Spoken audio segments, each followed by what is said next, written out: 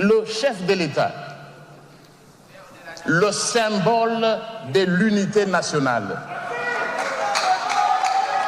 ou de la cohésion nationale. Ce peuple n'a pas élu quelqu'un d'autre, c'est vous que ce peuple a élu.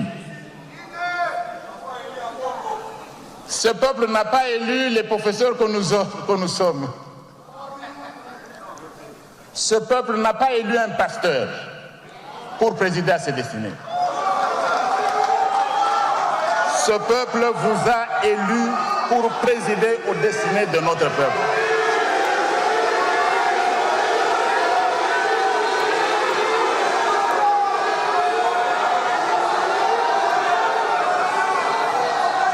J'étais en train de dire ceci, que ce peuple n'a pas élu les enseignants que nous sommes. Ce peuple n'a pas élu les architectes qui étaient ici il y a quelques jours. Ce peuple n'a pas élu un pasteur.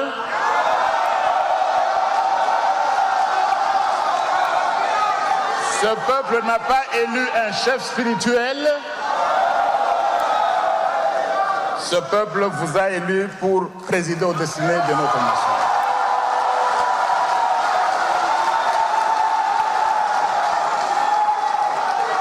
Et s'il y a dialogue, comme vous l'avez toujours dit, ce dialogue ne peut pas se tenir en dehors de vous. C'est vous, le père de la nation. C'est vous qui pouvez dicter les termes du dialogue et non pas se voir imposer un agenda par des personnes qui n'ont jamais été élues.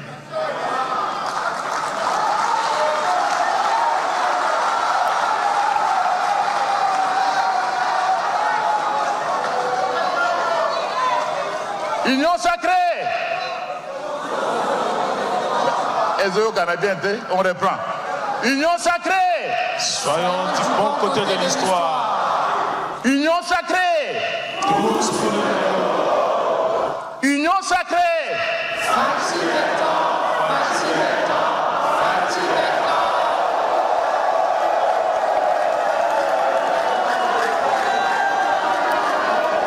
Je vous remercie, Excellence, Monsieur le Président de la République, chef de l'État et haute autorité politique de l'Union sacrée de la Nation. Très respectueusement, le protocole invite Son Excellence, Monsieur le Président de la République, pour votre discours de l'ouverture du Congrès. Excellence. Mesdames et Messieurs, chers compatriotes, j'ai l'honneur de présider le deuxième congrès, la deuxième session du deuxième congrès de notre regroupement politique, notre plateforme politique. On a annoncé un discours, mais je n'avais pas préparé de discours particulier.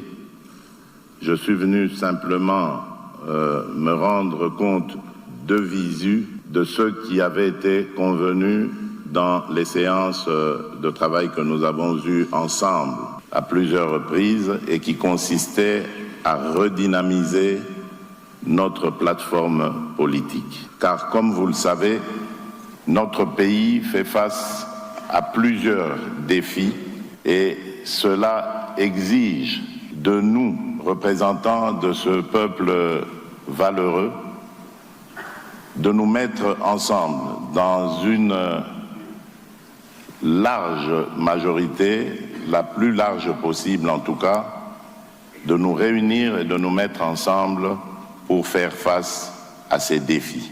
Le secrétaire permanent vous a parlé du dialogue. Effectivement, je suis un homme de dialogue et depuis toujours. Je suis issu d'ailleurs d'une culture politique basée sur un combat politique qui prônait le dialogue. Et donc, je me suis toujours servi de cet instrument qu'est le dialogue pour rassembler réunir et orienter les décisions de toutes nos résolutions. Et cela ne va pas changer. Voilà pourquoi, toujours comme l'a dit le secrétaire permanent, je ne me laisserai pas distraire par des initiatives prises ci et là.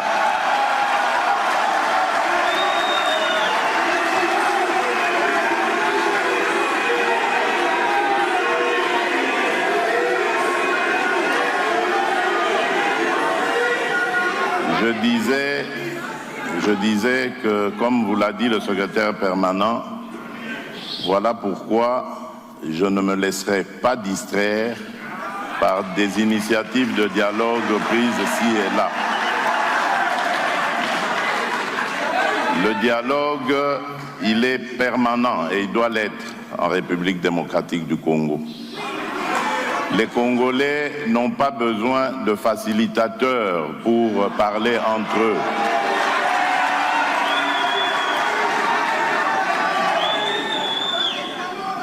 Les Congolais n'ont pas besoin de prendre des armes pour s'opposer les uns aux autres pour terminer par le dialogue. Les Congolais ont démontré qu'ils sont démocrates, qu'ils sont engagés pour la démocratie et l'état de droit dans leur pays. Et si tous les Congolais se mettaient dans cette dynamique, nous n'aurions plus de guerre, nous n'aurions plus des compatriotes qui vont se soumettre à la volonté de certains voisins pour faire du mal à leurs propres frères et sœurs. C'est ce Congo-là ou ces Congolais-là que nous devons combattre jusqu'à notre dernière énergie. Parce que ce sont ces Congolais-là qui retardent le développement de notre pays.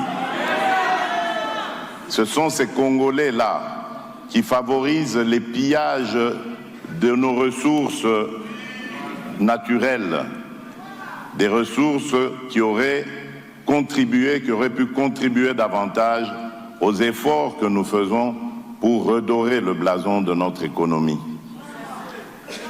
Voilà pourquoi je dis dialogue, oui, mais dialogue avec les Congolais qui veulent reconstruire leur pays, le sortir de la crise, et non les Congolais qui sont inféodés au diktat des pays voisins.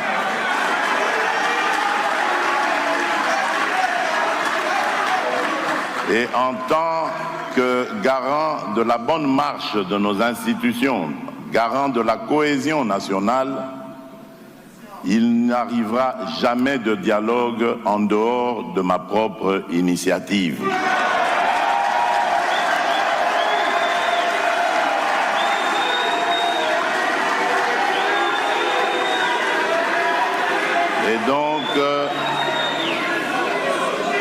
Et donc, toutes ces bonnes volontés qui s'évertuent à vouloir nous aider à parler entre Congolais, c'est bien, merci pour ça, mais je crois qu'elles ont d'autres chats à fouetter.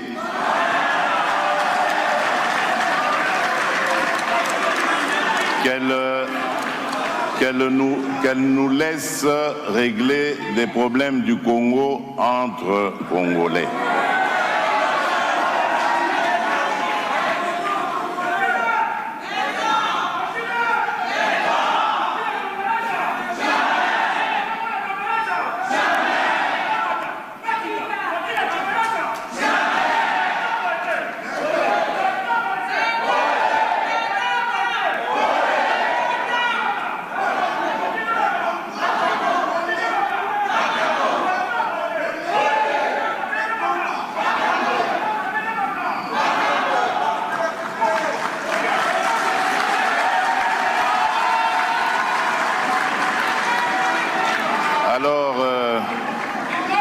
Cela dit,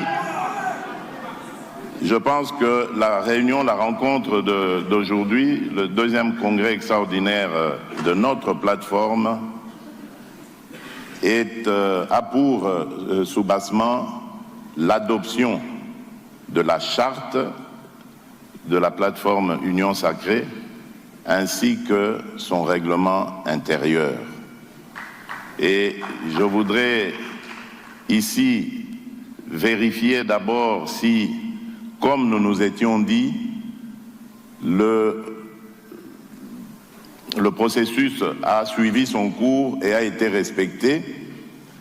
Et je voudrais vérifier donc si cette charte et ce règlement intérieur, comme on me l'a dit, a fait l'objet d'une adoption à l'unanimité.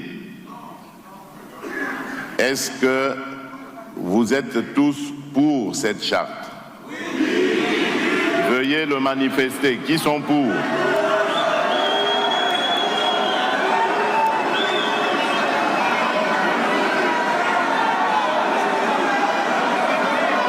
Qui sont... Merci, merci. Qui sont contre? Y a-t-il des congressistes qui sont contre cette charte?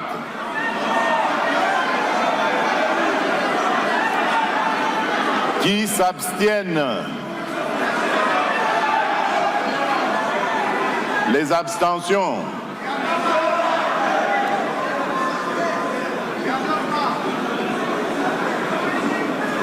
Alors, après constat, je peux dire que la charte et le règlement intérieur sont adoptés à l'unanimité.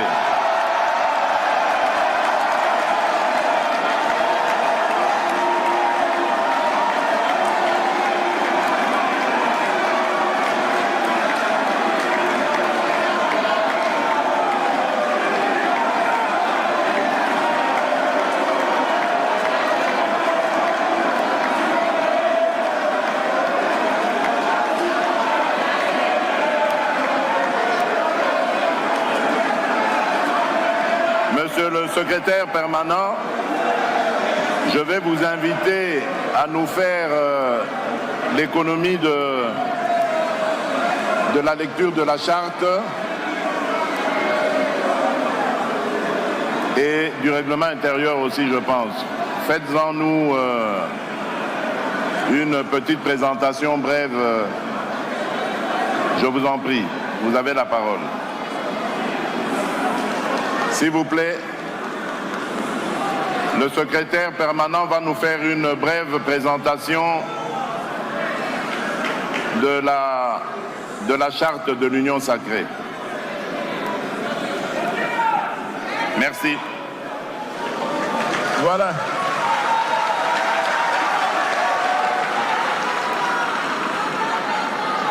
Excellence, Monsieur